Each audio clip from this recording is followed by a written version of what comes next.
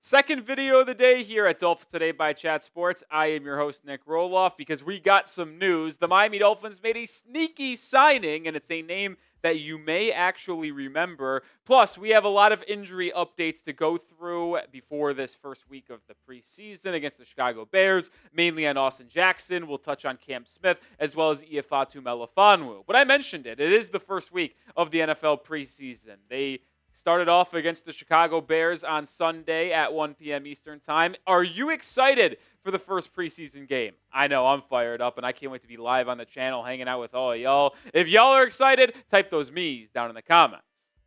Let's start with the sneaky signing that Miami made. It is a tight end fullback hybrid, Chris Myrick, who actually played for the Miami Dolphins in the past. This is his 7th season in the National Football League. He actually was an undrafted free agent in 2019, and he's played a little bit for Miami in 2020. We'll look more at his history here before, but there is a clear takeaway on this, and it's more or less on Alec Ingold. But before we get to Alec Ingold, do you remember Chris Myrick? Well, if you don't, well, here is the update. He attended Temple University. He was a UDFA in 2019. Miami picked him up in undrafted free agency and stashed him on their practice squad and then signed him to a reserves future contract after the 2019 season. He was on the practice squad again in 2020, but actually appeared in 4 games activated from the squad. Now, he bounced around, played a couple years for the New York Giants, but in 2024 was on the Texans and Jaguars practice squad, so hasn't got a lot of playing time on actual Sundays, but has still been inside the league. And in his career, he has appeared in 27 games, mostly when he has gotten snaps as a blocker. But due to his versatility as a blocker and a receiver, he did get a couple touchdowns in his career. He was usually used inside the red zone. And that is where I really want to hone in here with Chris Myrick. He is a fullback tight end hybrid. He's a massive human being. He is 6'5", 261, or at least that is what he's listed at. So he provides a lot. And we know Miami, when they look at tight ends, really try to get guys that can block. They believe that with Pharaoh Brown. They believe that with Julian Hill. They already have a fullback tight end hybrid on the 90-man offseason roster in the form of former UDFA in 2024, Hayden Rucci, but they add another one. Why is that? Well, it's because of Alec Ingold's injury.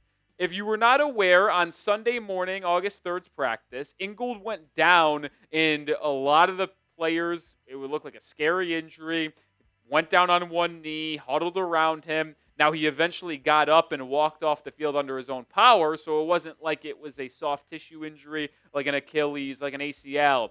And it was announced later that day on Sunday that Alec Ingold is in concussion protocol, so good news on Ingold. But we know Miami really likes to utilize Ingold in the rushing game, in the passing game, and especially inside the red zone. So in order for them to keep up those same type of tendencies and formations, they just needed to add another tight end fullback hybrid. So I would expect Chris Myrick to take the role of Alec Ingold in some of these preseason games, in some of these practices. I would also expect to see Hayden Rucci do some of that as well, as we briefly mentioned a second ago. So with Ingold out for 1, maybe 2 weeks, play it safe, keep him out 2 weeks. He does not need to get reps in the preseason. I would expect to see a lot of Chris Myrick and Hayden Rucci playing that Ingold role.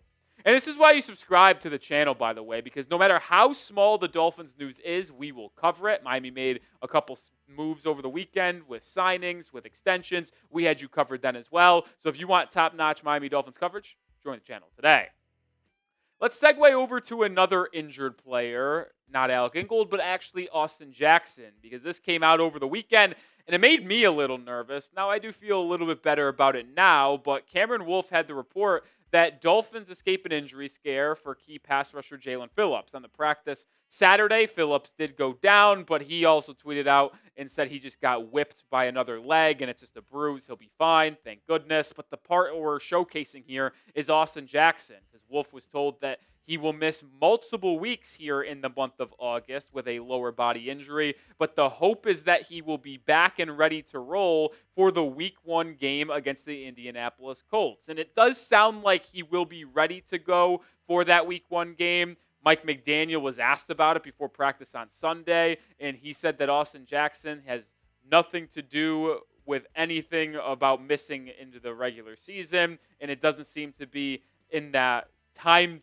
frame, which is really positive for Miami. I mean, it's not great that Austin Jackson is already banged up. It's not clear what the injury is. And in the preseason, you do not have to disclose the injury. When we get to the regular season, they do have to give you timetables and what the actual injury is. You don't have to do that now. But man, it's such a good thing that he is at least anticipated to be ready to roll for that game against the Colts, because I have often said that Austin Jackson is one of the most important players on this offensive line. I would label Patrick Paul as probably the most crucial and pivotal this year, but I would put Austin Jackson probably in that 1B to Paul's 1A, or at least number 2, because with Jackson and with Miami, he is essentially your left tackle. What do I mean by that? Well, Tua Tagovailoa, your QB1, is a left-hander. I don't think I'm breaking any news with that. But with lefty quarterbacks, their blind side is that right tackle, which means he is basically playing the role as that normal left tackles do for other football teams. And this is where he's found his home. Remember, he was drafted in the first round out of USC, was meant to play left tackle, really struggled there as a rookie, then moved to left guard in his second year, and then all right, we're going to try you at right tackle now. Got hurt in 2022. He basically missed the entire year, but then had his best season of his career in 2023, protecting Tua's blind side, where Tua also played all 17 games, by the way. Got an extension, and then in 2024, got a knee injury that ended his season following the Week 9 game against the Buffalo Bills. Like, you need this guy to stay healthy. This is one of your most important players on the offensive line. So maybe the Dolphins are just overreacting to this injury to Austin Jackson, knowing that he's a little bit banged up on his lower half, and it's just like, all right, take an extra 3 days, extra week to just allow your body to recover to the max possible it could in order for you to be 100% healthy for the start of the regular season, because Miami needs to start the year off hot with a relatively easy schedule in the month of September, where you play the Colts, Patriots, Bills, and Jets. I've talked about it. If Miami wants to make the playoffs, you probably got to go 3-1 in the first month of the year. You got to beat the Colts, you got to beat the Patriots at home, and you got to beat the Jets at home. If you lose to the Bills on the road on Thursday Night Football, cool, but you got to win those other 3 games. And I don't know if they would be able to win all those 3 games without Austin Jackson on the football field. So let's hope that he's going to be ready to roll Week 1, which it sounds like he is.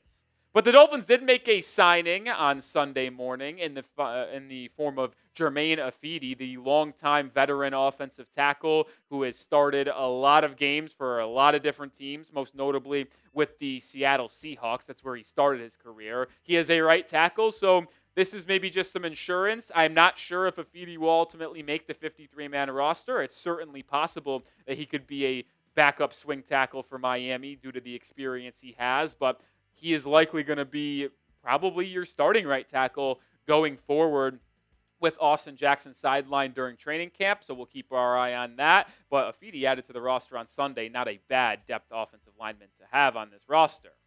But make sure you grab your Dolphins jerseys. Why? Because it's an unbelievable sale going on. 25% off your jerseys today only when you go to chatsports.com/Dolphins jersey. That link is in the description and comments of today's video. They've got every color, every size for every player, whether it's Tua, whether it's Tyreek, whether it's Kenneth Grant, the rookie, Jonas Savvy-Inaya, Chop Robinson, Bradley Chubb. They got every player you can think of. And like I said, they're 25% off right now. Today only. Get yours, chatsports.com/Dolphins jersey.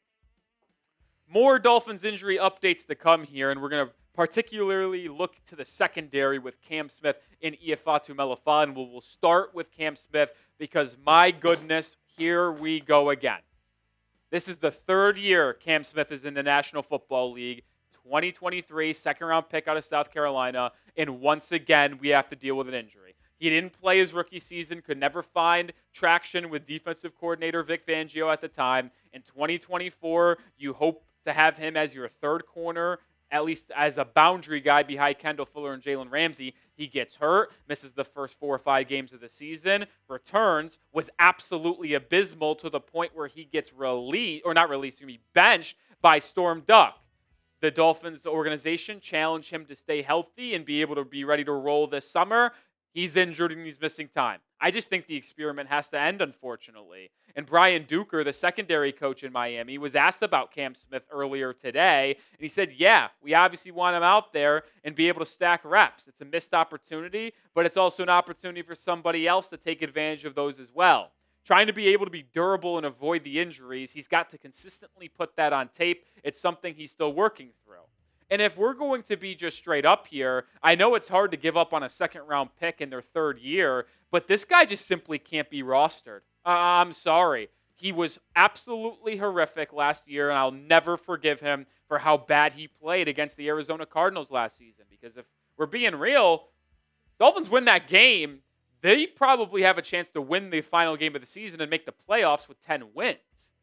And the Dolphins defense blew a double-digit lead in the fourth quarter at home against the Cardinals. Why? Because Jordan Poyer couldn't defend Trey McBride if his life depended on it, and Cam Smith also gave up over 100 yards himself in that game. And when you look at what Miami has on this depth chart, it's hard for me to justify keeping him around for another season. If you just took Cam Smith's draft value out of the equation and just in a vacuum, these players are on your roster with no knowledge of where they were drafted, no knowledge of what they have done in their past. There is no world where Cam Smith makes this roster because Storm Duck, Jack Jones, and Mike Hilton are your projected starters. But when you look at what has transpired in training camp to this point, Kendall Sheffield has been way better than Cam Smith, and he's been available on a daily basis for the most part, missing just one practice. Jason Marshall Jr. has shown some promise as a fifth-round pick out of Florida this past draft.